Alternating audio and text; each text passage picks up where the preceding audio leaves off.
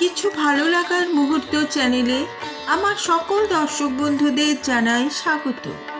আশা করি সবাই ভালো আছেন আর সুস্থ আছেন।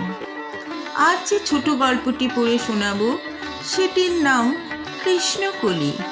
লিখেছেন রাজশেখর বসু। সকালবেলা বেড়াতে বেরিয়েছি। রাস্তার ধারে একটা ফুলুরির দোকানের দাওয়ায় ৩-৪ বছরের দুটি মেয়ে বসে আছে। একটি মেয়ে কুচকুচে কালো কিন্তু সুশ্রী, আর একটি শ্যামবর্ণ, মুখশ্রী মাঝারি রকম। দুজনেই আমসত্ত্ব চুষছে। আমি তাকাচ্ছি দেখে তারা মুখ থেকে আমসত্ত্ব বার করে আমার দিকে এগিয়ে ধরল, বোধহয় লোভ দেখানোর জন্য। বললুম, কি চুষছ খুকি? কালো মেয়েটি উত্তর দিল, বলো দেখিনি কি? চটির জুতোর শুকতলা। এ বাবুটা কিচ্ছু জানে না, আমসত্ত্বকে বলছে শুকতলা। অন্য মেয়েটি বলে, বোকা বাবু রে। তারপর প্রায় 4 বৎসর কেটে গেছে। সকালবেলা বাড়ি থেকে বেরুবার উপক্রম করছি।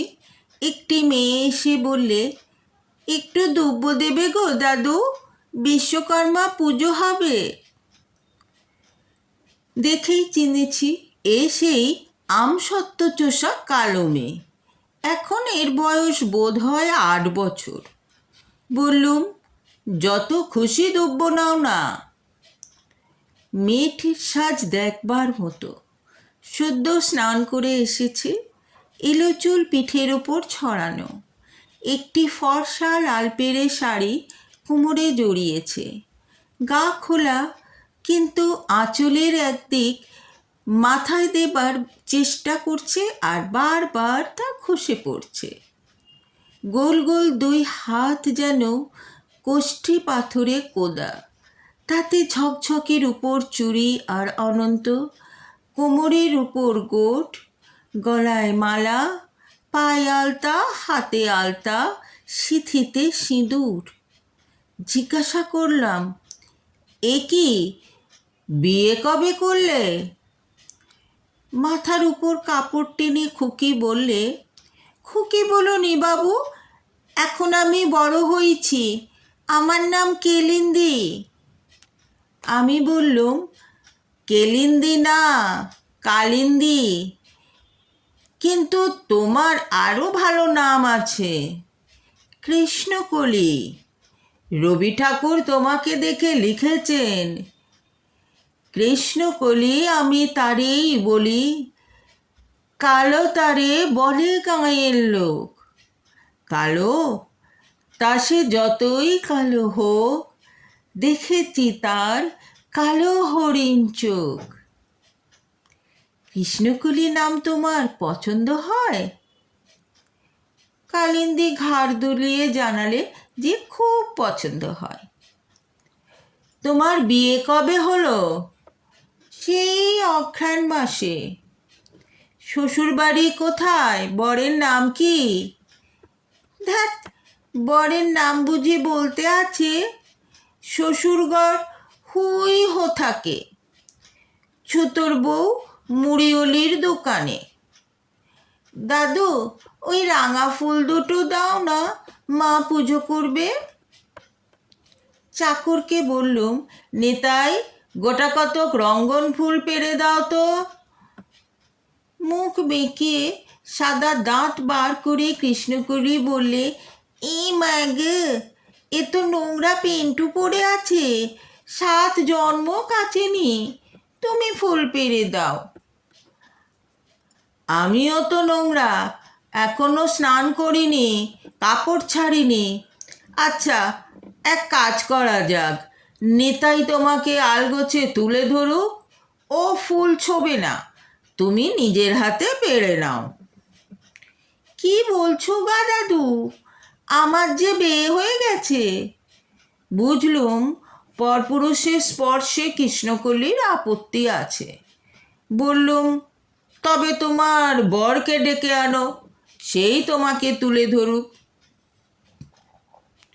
সে তুলতে লারবেক, তুমিই আমাকে তুলে ধরো না, আমি ফুল পেড়ে নেব। সে কি কৃষ্ণকলি, তোমার যে বিয়ে হয়ে গেছে, আমি তোমাকে তুলে ধরবো কি করে? তুমি তো বুড়ো থুবড়ো। ঠিক কথা, এতক্ষণ আমার হুঁশ ছিল না যে আমি বুড়ো থুবড়ো। সমস্ত অবলা জাতি আমার কাছে অভয় পেয়েছে।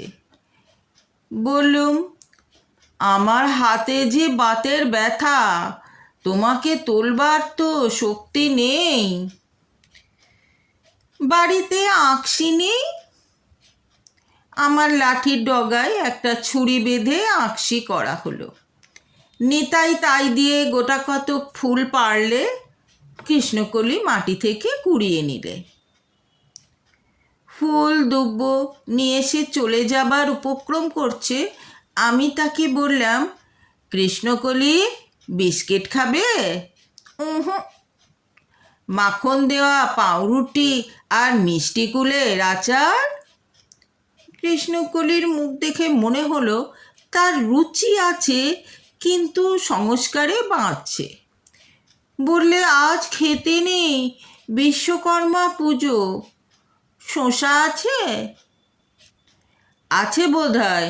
নিতাই, দেখ তো বাড়িতে শসা আছে কি না। শসা পবিত্র ফল, তাতে কৃষ্ণকলির আপত্তি নেই। নিতাই দুটো শসা এনে আলগোছে তার আঁচলে দিলে। আমি বললুম, কৃষ্ণকলি, তুমি এই অল্প বয়সে বিয়ে করে ফেলেছ, টের পেলে পুলিশ যে তোমাকে ধরে নিয়ে যাবে। ইস, নিয়ে গেলেই হলো কি না? আমি তো বিয়ে করিনি, বিয়ে করেছে রেমো। সেই তো মন্তর পড়লে আমি চুপটি করে বসেছিল। রেমোর বাবার গায়ে খুব জোর, বলেছে পুলিশ এলে ভোমর ঘুরিয়ে তাদের পেট ছেঁদা করে দেবে। রেমো বুঝি তোমার বর? কৃষ্ণকলি ওপর নিচে মাথা নাড়ল। এই যা, কৃষ্ণকলি বরের নাম বলে ফেললে। কৃষ্ণকলি লজ্জায় মাকালির মতো জিভ বার করে দাঁড়িয়ে রইল। আমি সান্ত্বনা দিয়ে বললুম, বলে ফেলেছ তা হয়েছে কি, আজকাল সবাই বরকে নাম ধরে ডাকে। সকলের সামনে ডাকে? আড়ালে ডাকে। নির্মল চন্দ্রের বউ ডাকে, ওরে নিমে। জগদানন্দের বউ ডাকে, এই জগা। দিন কতক পরে তোমাদের মেমদের মতো সকলের সামনেই ডাকবে। আমি যে তোমার সামনে বলে ফেলনু, তাতে দোষ হয়নি, আমি বুড়ো লোক কি না। এমন সময় একটি ফ্রক পরা মেয়ে এসে বললে, এই কেলিন্দি, কি করছিস এখানে? এক্ষুনি আয়, মামি ডাকছে। এই মেয়েটি বোধহয় সেই 4 বছর আগে দেখা আমসত্ত্বচোষা দ্বিতীয় মেয়ে। কৃষ্ণকলি তাকে বললে, খবরদার বিমলি, আর কেলেন্দি কইবিনি। রবি ঠাকুর আমার ভালো নাম দিয়েছে, কেষ্টকলি। এই দাদু বললে। মুখভঙ্গি করে দুহাত নেড়ে বিমলি বললে, মরি মরি, কেলে কিস্তি কেলিন্দির নাম আবার কেষ্টকলি, রূপ দেখে আর বাঁচি নে। কৃষ্ণকলি বললে, দেখো না দাদু, বিমলি আমায় ভেঙচি কাটছে। প্রশ্ন করলুম, বিমলি তোমার কে হয়, বোন নাকি? বোন না ঢেঁকি, ও তো আমার পিস্তুত ননদ। বিমলি, তুই যা, আমি একটু পরে যাব। চলে যেতে যেতে বিমলি বললে, দেখিস এখন, আজ মামি তোকে ছেঁচবে। ওরে আমার কেষ্টকলি, শেওড়া গাছের পেতনি। কৃষ্ণকলি বললে, দাদু, ও আমায় পেতনি বলবে কেন? বলুক গে। ননদরা অমন বলে থাকে। শ্রীরাধার ননদও বলতো, এক মেয়ের রূপ আরেক মেয়ে দেখতে পারে না। তোমার বর রেমো তো তোমাকে পেতনি বলে না? সেও বলে। তো তুমি রাগ করো না? উহুঁ, সে হাসতে হাসতে বলে কি না, আমি তাকে বলি ভূত, পিচেস, হনুমান। তোমরা ঝগড়া করো নাকি? আমি খুব ঝগড়া করি, চিমটিও কাটি, কিন্তু রেমো রাগে না, শুধু মুখ ভ্যাংচায় আর হাসে। এমন সময় রামের মা এলো। সে অনেক দিন থেকে এ বাড়িতে মুড়ি চিড়ে ভাজা দিয়ে আসছে। তার স্বামী মুরারি ছুতোর মিস্ত্রি, ভালো কারিগর, কাঠের উপর নকশা তোলে। রামের মা কৃষ্ণকলিকে দেখে বললে, উমা, তুই এখানে রয়েছিস? বিমলি যে বললে কেলেন্দি ধিঙ্গি হয়ে হেতা হোথা সেথা চারদিকে ঘুরে বেড়াচ্ছে। কৃষ্ণকলি বললে, সব মিছে কথা, জানো গা মা, এই দাদু বললে রবি ঠাকুর আমার নাম দিয়েছে কেষ্টকলি। আমি রামের মাকে জিজ্ঞাসা করলুম, এ মেয়েটি তোমার বউ নাকি? হ্যাঁ গে বাবা, গেল অঘ্রাণে রেমোর সঙ্গে বিয়ে দিয়েছি। রেমোর বয়স তখন 10 আর এর 8। এত কম বয়সে বিয়ে দিলে কাজটা যে বেআইনি হয়েছে। আইন ফাইন জানি নে বাবা, মেয়েটা হতভাগী। এর মা 5 বছর রোগে ভুগে গেল সন জ্যৈষ্ঠী মাসে মল। বাপটা লক্ষ্মী ছাড়া গাঁজা ভাং খেয়ে গেরুয়া পড়ে কোথা তারকেশ্বর কোথা ভদ্রেশ্বর টো টো করে ঘুরে বেড়ায়। তাই অনাথা মেয়েটাকে নিজের ঘরে এনে নিজের ছেলের সঙ্গে বিয়ে দিল। ওদের ফুলুরির দোকানটাও আমি চালাচ্ছি। আমার 3 মেয়েই তো শ্বশুর ঘর করছে। একটা বউ না আনলে কি আমার চলে বাবা? তা কেলেন্দিকে এখানে এসে আপনাকে জ্বালাতন করছে বুঝি?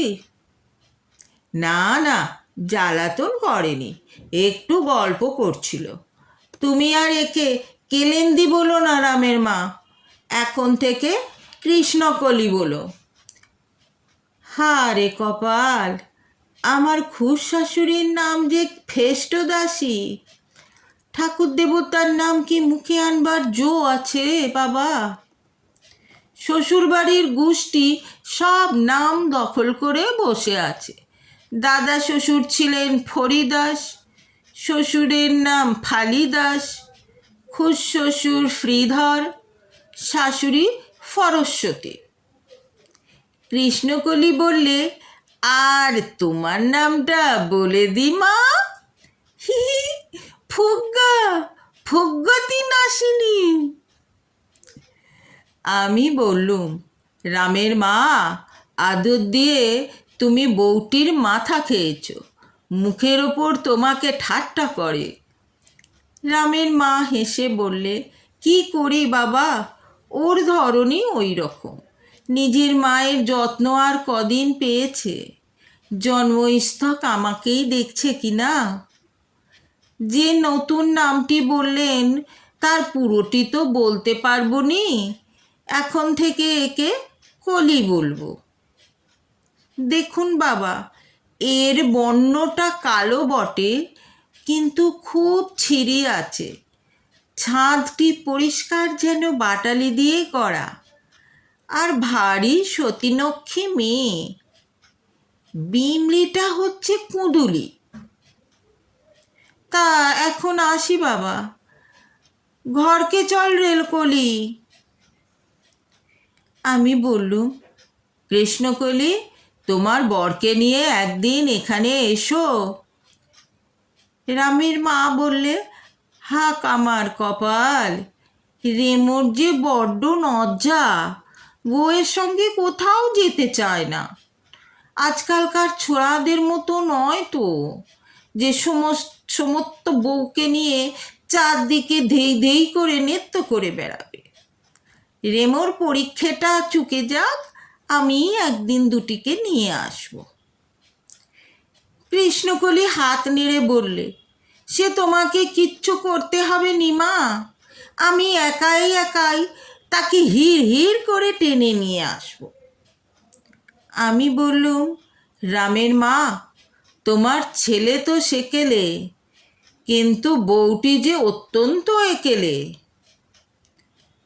ওটুকু সেরে যাবে বাবা, একটু বড় হলেই লজ্জা শরম আসবে। রামের মা তার পুত্রবধূকে নিয়ে চলে গেল। কৃষ্ণকলির কপাল ভালো, 8 বছর বয়সে সে শাশুড়ির থেকে সতীলক্ষ্মী সার্টিফিকেট আদায় করেছে। এক মা হারিয়ে আরেক মা পেয়েছে। এমন বর পেয়েছে যাকে নির্বিবাদে চিমটি কাটা চলে আর হিড় হিড় করে টেনে আনা যায়। আপনাদের এই ছোট্ট মিষ্টি গল্পটি কেমন লাগলো অবশ্যই কমেন্টে লিখে জানাবেন। আর আপনি যদি নতুন হন আমার চ্যানেলে, অবশ্যই করে সাবস্ক্রাইব করবেন আর লাইক করতে ভুলবে না যেন। ধন্যবাদ।